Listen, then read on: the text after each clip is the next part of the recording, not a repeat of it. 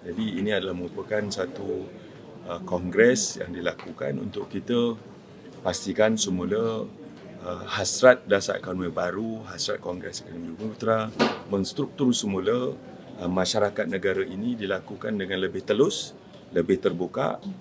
Itu sebabnya kita membawa penyertaan daripada orang kata Chamber of Commerce daripada pelbagai-bagai latar belakang, ke pelbagai kaum dan kelompok, dan juga merentasi kaum-kaum dan juga kelompok-kelompok terutamanya di kawasan di Sabah dan Sarawak, insyaAllah. Sorry, TEB bukan untuk menggantikan dasar ekonomi baru kan? Kita tak ganti apa-apa. Dasar ekonomi baru tapi dia telah lapse dan kita buat transformasi semula. Dan kita melihat apa kejayaan telah kita capai, termasuklah penubuhan agensi-agensi kerajaan. Itu hasil daripada Kongres Ekonomi Putra pertama dan kedua. Tetapi kita ukur semula di mana kejayaan, di mana kita gagal, apa kelemahan kita dan perlu kita perbaiki. Kita transform melalui 6 tekad tadi kan, dan juga kita punya apa orang kata dasar-dasar yang perlu kita perbaiki. Kelemahan-kelemahan yang di mana banyak di peringkat pelaksanaan dulu tu ada kelemahan dia. Jadi kita perbetulkan semula untuk kita menstruktur semula ekonomi negara. Ini baik kerana ekonomi dunia sekarang berada dalam keadaan tidak menentu.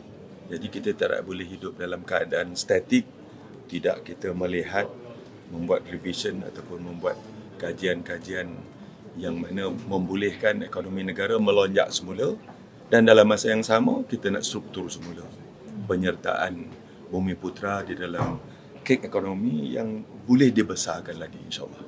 TEB pada kali ini memang dirancang to set the scene ke arah itu, dan atas sebab itu saya akan tunggu tengok reaksi. Akan ada yang bersetuju, akan ada yang tak bersetuju. Mereka yang hanya melihat daripada perspektif kaum masing-masing, dia sudah tentu rasa ini macam tak cukup Bumi Putra. Mereka yang bukan Bumi Putra, yang tak boleh bincang langsung pasal Bumi Putra, buatlah macam mana pun, dia kata ini berbentuk perkauman. But I think for the country, it is important to discuss and develop ways to get everyone to work together, because Bumi Putra and non-Bumi Putra understand that we are a nation of 33 million. And we have to compete globally, and there's not enough that we have kalau kita nak bergaduh sesama sendiri, berebut yang kita ada among us 33 million. So